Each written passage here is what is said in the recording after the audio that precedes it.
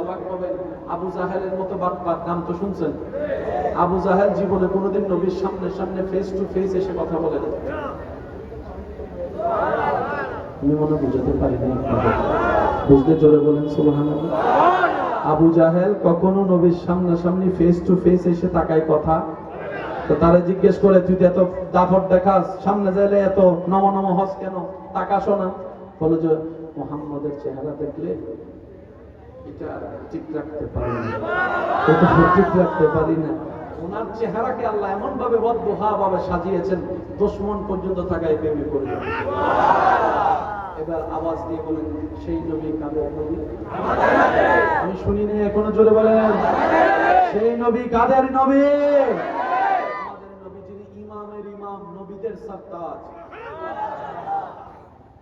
দেখি এখানে কিছু সূরা পাবেন মক্কি, কিছু সূরা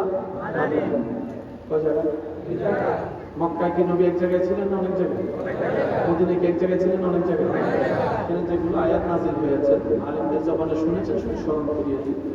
সমস্ত নবী রাসূলকে আল্লাহ যাই দিয়েছেন এক জায়গায় দিয়েছেন। সুবহানাল্লাহ।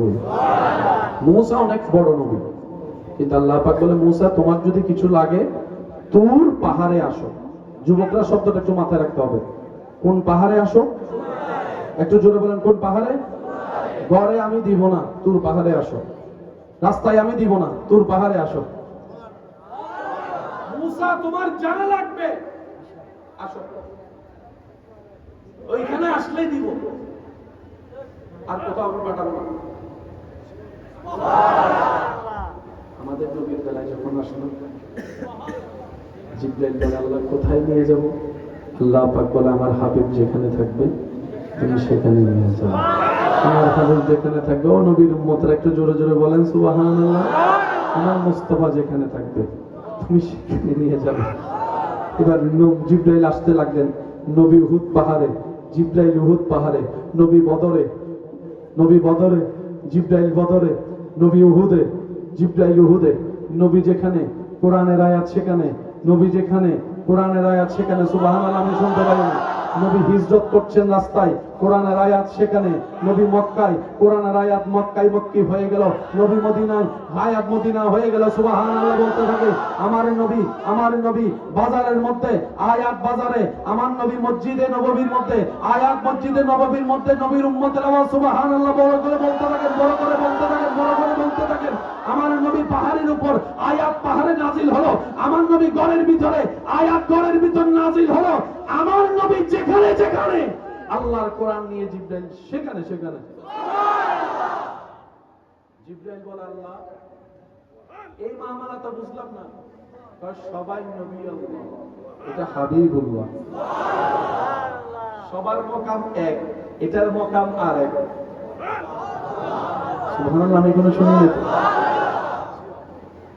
জিবরাইল সব নবীর কাছে আসছে, কারো কাছে 5 বার, কারো কাছে 10 বার, কারো কাছে 20 বার। আমাদের নবীর কাছে জিবরাইল আসছে 24,000 বার। 24,000 বার জিবরাইল আসছে। জিবরাইলের একটা কাজ মাথায় রাখবেন, ওনার ডিউটি হচ্ছে ওহী। যুবকরা একটু বলেন, ওনার ডিউটি কি? ওহী ছাড়া ওনার কোনো ডিউটি। আরগুলা হচ্ছে স্পেশাল ডিউটি। আরগুলা কি? Special duty. সবচাইতে বেশি স্পেশাল ডিউটি আল্লাহ জিবরাইলকে দিয়ে করাইছেন আমার নবীর বেলা। উহুদের ময়দানে নবীকে পাথর মারছে কি মারে নাই? রক্ত মোবারক আসছে কি আসে নাই? আল্লাহর পক্ষ থেকে জিবরাইল আসছে কি আসে নাই? জিবরাইল এসে বলে, ইয়া রাসূলুল্লাহ হুকুম দেন, সব উল্টাই দিবেন। ওহী আনে নাই। আজকে খাদেম হই আমি, জিবরাইল আসছে। নবীর ঘরে ঢোকার আগে জিবরাইল সালাম দিয়ে ঢুকতেন। May I come in? লা তারফাউ আসওয়াতাকুম ফাওকা সাওতিন নবী। এমন শানওয়ালা দরবার। আজরাইল কারো থেকে অনুমতি নেয়? আপনি ঘন্টা নিয়ে বাইরে হয়েছেন।